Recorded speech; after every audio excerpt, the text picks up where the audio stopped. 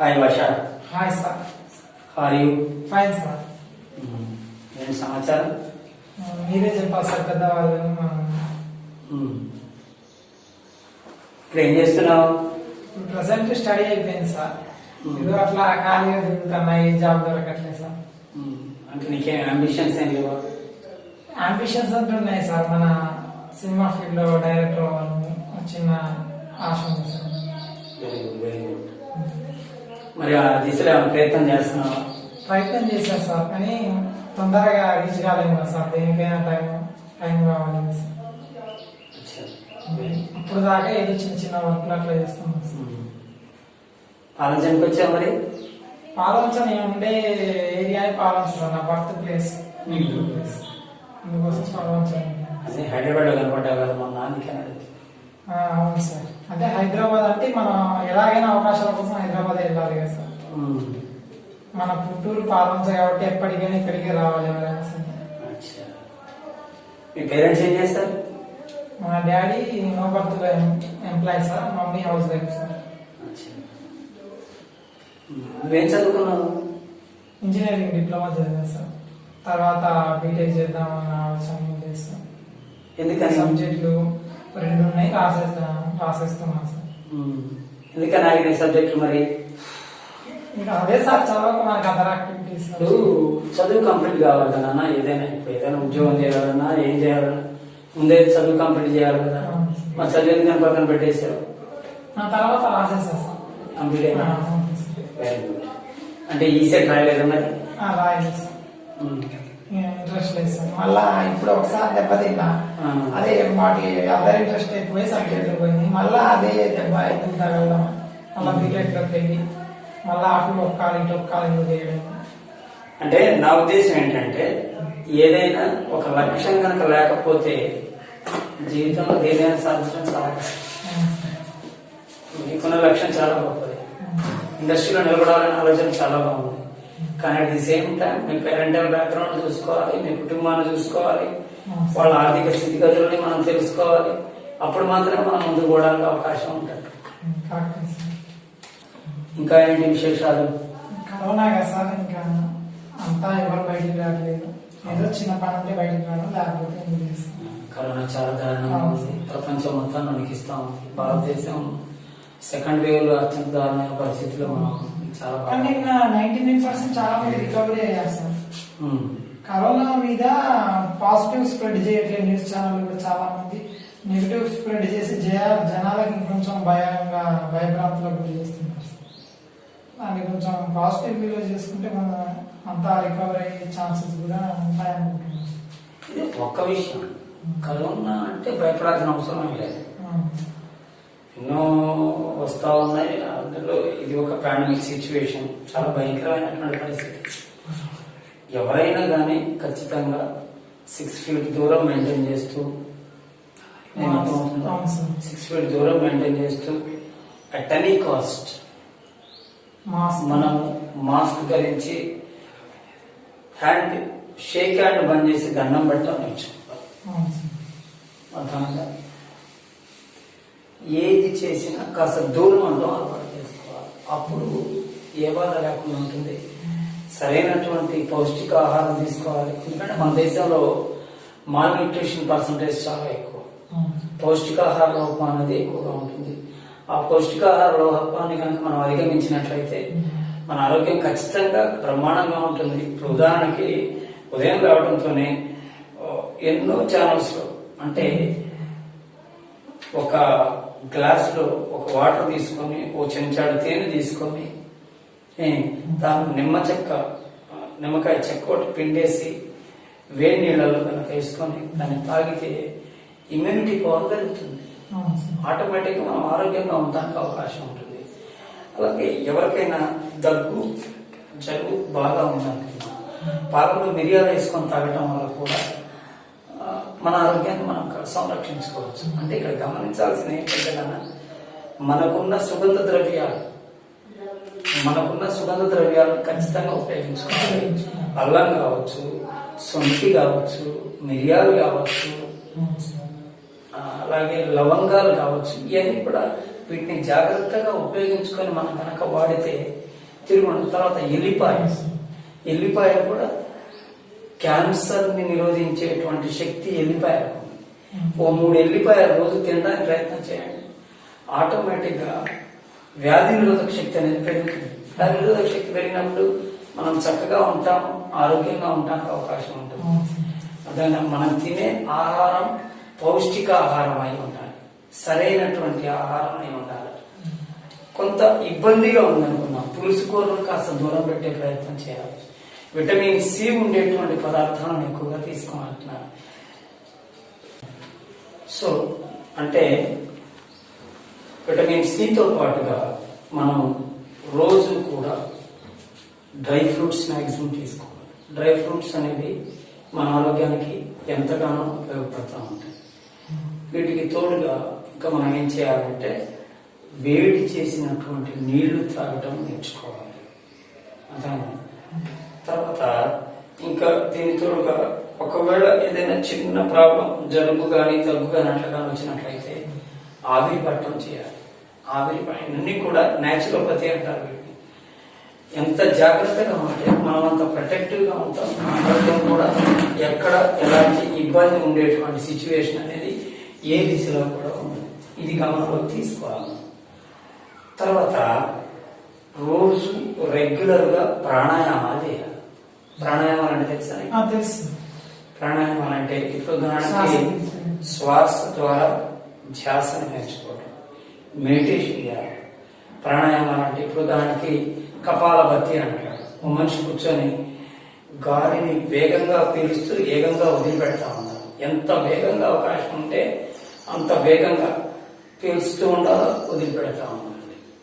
అదే తర్వాత దానితో మనం మనలోమాన ప్రాణాయామం, విలోమాన ప్రాణాయామం అంటే ఒక నాసికారంధ్రం ద్వారా పీల్చుకొని మళ్ళీ నాసికారంధ్రం ద్వారా వదిలిపెడతా ఉంటాం. మొదటి నాసికారంధ్రం నుంచి పీల్చుకొని మళ్ళీ రెండవ నాసికారంధ్రం నుంచి, రెండవ నాసికారంధ్రం నుంచి పీల్చుకొని మూడవ అంటే తర్వాత నాసికారంధ్రం నుంచి ఇట్లా పీల్చుకోవడం అనేది జరుగుతూ ఉంటుంది అన్నమాట. దాని తర్వాత ఏమవుతుందంటే ఇప్పుడు ఇలా ఉన్నాం, ఇలా పీల్చి ఇలా వదిలేస్తాం, ఇలానే ఇలా వస్తాం. దీన్ని అనులోమాన్ విలోమాన్ ప్రాణాయామం అంటారు. అలాగే ఇప్పుడు ఇలా పెట్టుకొని మనం ఇలా పెడతాం అన్నమాట. దాన్ని ఏమంటారంటే ఉదాహరణకి ఇలా పెట్టేసి దీన్ని భ్రమరి అంటారు అన్నమాట. ఇలా పెట్టేసి అని చెప్పని అంటే గాలి పూర్తిగా బయటకు వదిలేస్తాం. అంటే జలుబు, దగ్గు, దానికి సంబంధించినటువంటి ప్రాబ్లమ్స్ ఏమన్నా ఉన్నా కానీ తగ్గిపోయేటువంటి అవకాశం అనేది ఉంటుంది. తర్వాత మనం ఒకేసారి అబ్డామన్ లోపలికి అనేసుకోవాలన్నమాట. ఇలా లోపలికి అనేసుకోవాలి. అర్థమైంది? అలా అన్నప్పుడు కూడా చాలా చక్కగా ఆరోగ్యంగా ఉండటానికి అవకాశాలు ఎక్కువగా ఉంటాయి. అంటే ప్రాణాయామాల్లో మనం మొట్టమొదటిగా కపాలభాతి తీసుకోవచ్చు, భస్త్రిక ప్రాణాయామం తీసుకోవచ్చు, అనులోమాన్ ప్రాణాయామం, విలోమాన్ ప్రాణాయామం, తర్వాత ఉద్గతి ప్రాణాయామం. ఉద్గతి ప్రాణాయామం అంటే గట్టిగా గాలి పీల్చుకొని గట్టిగా వదిలిపెట్టాలి. ఇలా అని చెప్పి గాలి లోపలికి పీల్చుకొని నెమ్మదిగా గాలిని బయటకు వదిలిపెట్టాలి. దాన్ని ఉద్గతి ప్రాణాయామం అని చెప్పుకుంటారు. దాని తోడుగా ఆసనాల్లో మనకి వచ్చినటువంటి ఆసనాల్లో ఇబ్బంది లేకుండా మనం చేయగలిగినటువంటి ఆసనాలు వజ్రపుటాసనం, చాలా తేలిగేయచ్చు వజ్రపుటాసనం అనేది. అలాగే సర్వాంగాసనం, మన బాడీ మొత్తాన్ని కూడా హోవరింగ్ చేసేసి కేవలం ఈ పార్ట్ మీదనే ఉంటాం అన్నమాట. అది సర్వాంగాసనం అంటారు. అంటే ఎలాంటి ఇబ్బందులు ఉన్నా కానీ మనకి ఆటోమేటిక్ గా ప్రాణాయామం ద్వారా బయటపడేటువంటి అవకాశం ఉంటుంది అన్నమాట. తర్వాత వ్యాయామం కూడా మనిషికి చాలా మంచిది. చలికాలంలో వ్యాయామం చేయడం వల్ల మజిల్స్ గట్టిపడుతూ ఉంటాయి అన్నమాట. ఇవి చేస్తూ మామూలుగా మనం విత్తనాలు తింటా ఉంటారు కొంతమంది. విత్తనాల వల్ల కూడా ఎంతో చక్కని ప్రయోజనం ఉంటుంది. అంటే మనం చేసే పని ఎట్లా ఉండాలంటే మన బాడీని మన కంట్రోల్లో ఉంచుకునే విధంగా ఉండాలి. ప్రాణాయామాలు ఖచ్చితంగా చేయాలి, ఆసనాలు ప్రత్యేకంగా చేయాలి, ఎక్సర్సైజ్ చేయాలి. ఇవన్నీ చేసినప్పుడు నీ బాడీ నీ కంట్రోల్లో ఉంటుంది. తర్వాత ఇది గాలి ద్వారా ప్రయాణం చేస్తున్నాను. సో గాలి ద్వారా ప్రయాణం చేసేటప్పుడు మనం జాగ్రత్తగా ఉండాల్సినటువంటి అవసరం ఉన్నది. ఎందుకంటే ఒక వ్యక్తి తుమ్మినా కానీ దగ్గినా కానీ ఆ వ్యక్తి నుంచి వచ్చేటువంటి తుప్పెర్ల ద్వారా మనకి ఇది ఆవరించేటువంటి అవకాశం ఉంది అంటున్నారు కరోనా. సో కరోనా వల్ల జాగ్రత్తలు పడాల్సినటువంటి అవసరం అనేది మనకున్నది. ఎందుకంటే మనము శాస్త్ర సాంకేతిక పరిజ్ఞానంలో ఎంతో ఉన్నత స్థానానికి వచ్చి మనం చెప్పుకుంటున్నాం. కానీ మరి ఇంత ఉన్నత స్థానంలో ఉన్న మనము కంటికి కనిపించినటువంటి ఒక వైరస్, దాని వైరస్ అంటారా, బ్యాక్టీరియా అంటారా, మరేమంటారా పక్కన పెడదాం. ఎందుకు ఇంత ప్రపంచాన్ని అతలాకుతలం చేస్తుందంటే ప్రకృతికి వ్యతిరేకంగా మనం ఎంతో దూరం వెళ్ళలేము. ప్రకృతికి వ్యతిరేకంగా మనం ఎంత దూరం వెళితే అంత వెనక్కి మళ్ళా మనం తీసుకొస్తుంది. ఇంట్లో కూర్చొని ప్రపంచాన్ని చూడగలుగుతున్నాం, శాస్త్ర సాంకేతిక పరిజ్ఞానం ఆ ఎత్తున అభివృద్ధి చెందిందని చెప్పి మనం చెప్పుకుంటాం.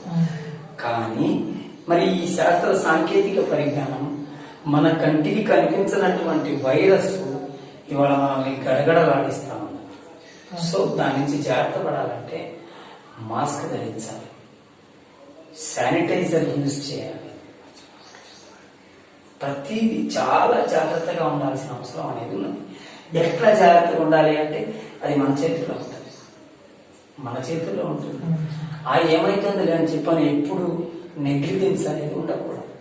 నెగ్లిజెన్స్ వల్ల ఏమవుతుంది, మన సోకే ప్రమాదాలు ఎక్కువ ఉంటాయి. దానివల్ల మనకు నష్టం లాభం, నష్టమే, 100% నష్టం కదా. సో దాని నుంచి మనం కాపాడుకోవాలంటే ఏం చేయాలి, మనం జాగ్రత్త పాటించాలి. స్వతహాగా జాగ్రత్తగా ఉన్నప్పుడు మాత్రమే ఆ వైరస్ అనేది మనకి దగ్గరికి రాదు. ఏమి ఇది అనేది ఖచ్చితంగా పాటించాలి. మొరాలిటీ ఉండాలి, నీతి నియమాలు ఉండాలి. అర్థమైందా? ఇవేవి లేకపోవటమే ఇలాంటి దౌర్భాగ్యమైనటువంటి పరిస్థితి కారణం. అర్థమైంది సార్? మీరు లాక్డౌన్ పెట్టడం కరెక్ట్ అంటారా, రాంగ్ అంటారా మన దేశ పరిస్థితులు? ఇప్పుడు లాక్డౌన్ విధించడం వల్ల ఎంత మేరకు ప్రయోజనం అనేది మనకు తెలుస్తున్నటువంటి అంశం ఏంటంటే ప్రతి పనులు మనం చేసుకోవాలి. మన దేశం అభివృద్ధి చెందుతున్న దేశం. మన దేశంలో దాదాపు 27% పైగా ప్రజలు దారిద్ర్య రేఖ దిగున ఉన్నారు. పొద్దున్నే సాయంత్రం కష్టపడితే తప్ప ఇల్లెలన్నటువంటి వాళ్ళు ఉంటారు. అర్థమైందా? ఎవరైనా కానీ కష్టపడి పని చేయాలి అంటే లాక్డౌన్ పెట్టడం వల్ల ఈ పనులన్నీ ఆగిపోతే వాళ్ళ ఇల్లు గడనటువంటి పరిస్థితి వస్తుంది.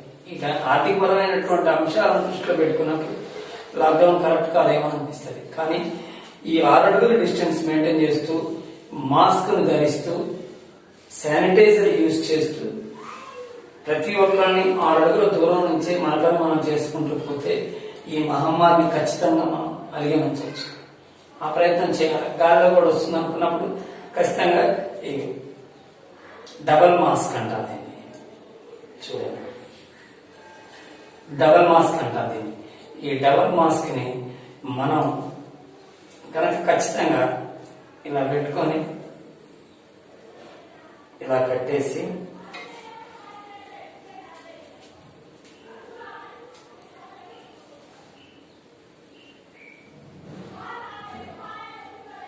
సో ఈ విధంగా మాస్క్ కట్టుకోవాలి.